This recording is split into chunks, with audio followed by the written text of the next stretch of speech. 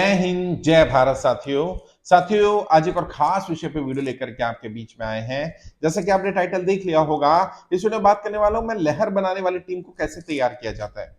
बहुत सारे साथी सवाल पूछते हैं, सर आप बार बार बोलते हैं लहर बनानी चाहिए, जिसकी लहर बन जाती है वो चुनाव जीत जाता है, उसके लिए चुनाव जीतना आसान हो जाता है। लेकिन कुछ तो बताइए, कम से कम ब्रीफ में बता दीजिए कि लहर बनाने वाली टीम कैसे तैयार करनी है, कितने दिन पहले तैयार करनी है, कितने लोग इसमें होने चाहिए और आखिर शुरुआत कैसे करी जाए लहर बनाने की, जिससे कि हम चुनाव में अच्छी लहर बना पाए।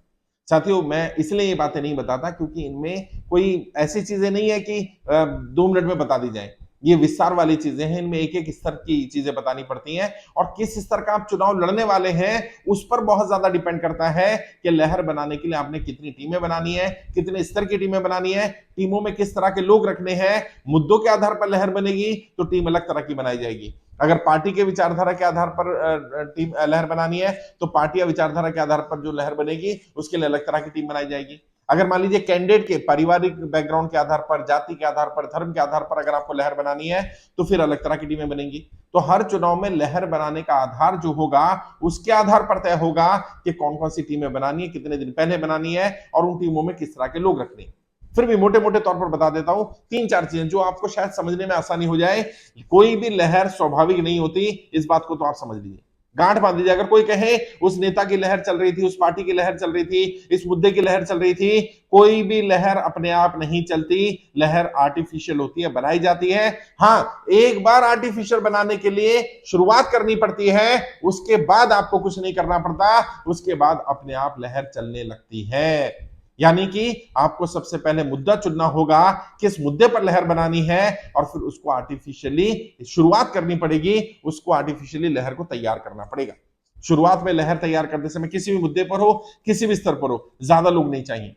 लहर ऐसा ना हो जाए कि एकदम से पीक पर चली जाए। लहर इस तरह से होनी चाहिए कि पहले थोड़े लोग, अगर मान लीजिए लोकसभा का एग्जाम्पल ले लेते हैं, आप लोकसभा स्तर पर लहर बनाना चाहते हैं और उम्मीदवार के स्तर पर लहर बनाना चाहते हैं, तो अब लोकसभा में कितने वोट हैं? लगभग 20 से 25 लाख वोट। हमें कितने वोट चाहिए? कम से कम 50% वोट तक तो जाना है, यानी 10 लाख लोगों तक हमारी बात पहुंचनी चाहिए। तो पहले दिन ही 10 लाख लोगों तक की बात नहीं पहुंचानी। क्या करना है? जो आर्टिफिशियल लहर बनाएंगे वो आर्टिफिशियल लहर 1000, 2000, 5000, 10,000 लोगों तक जाकर के रोक देनी है उसको।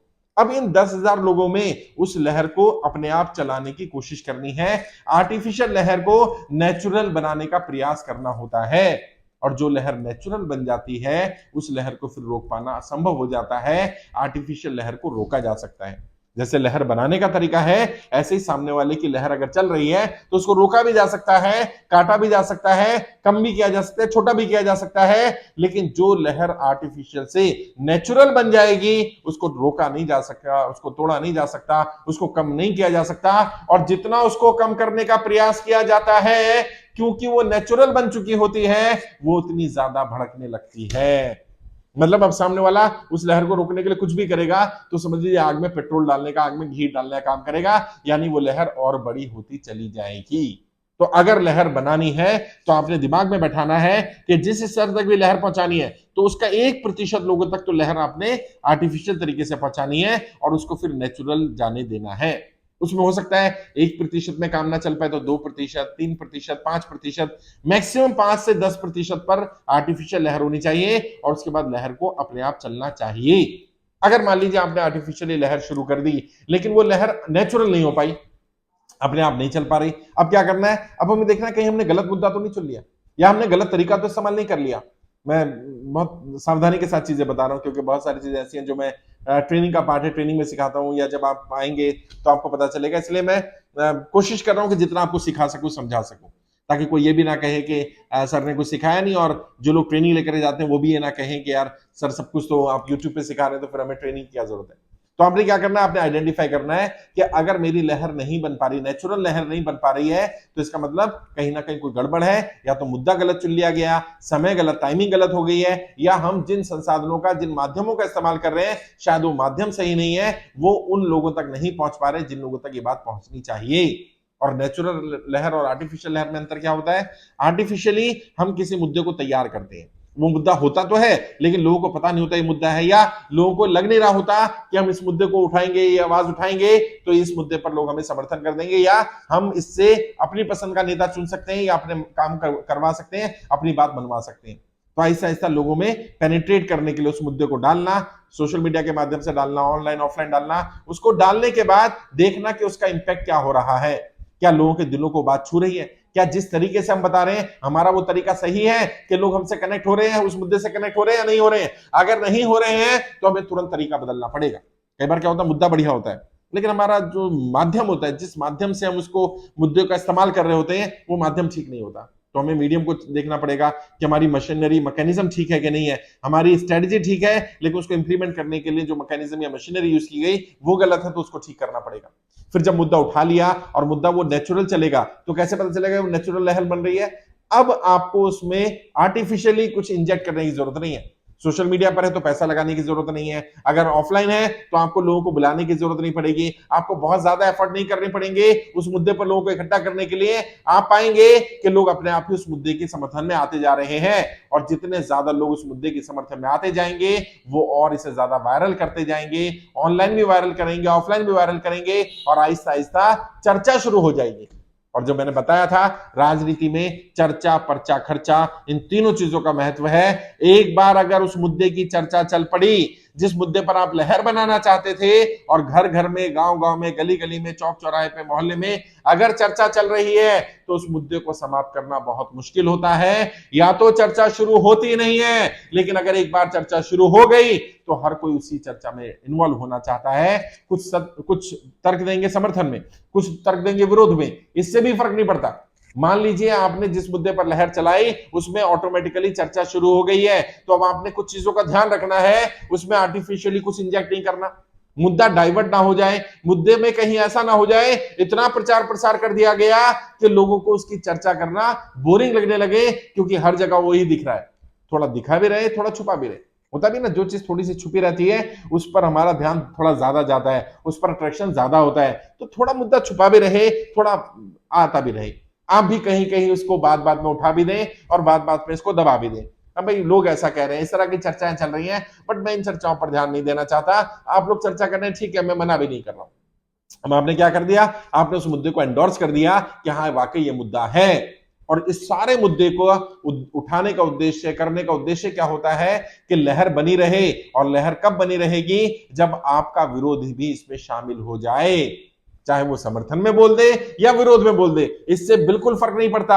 अगर उसने समर्थन भी कर दिया तो भी आपको ही फायदा होगा, क्योंकि लहर आपने बनाई है, मुद्दा आपने उठाया है, आप मुद्दे का चेहरा बन गए हैं।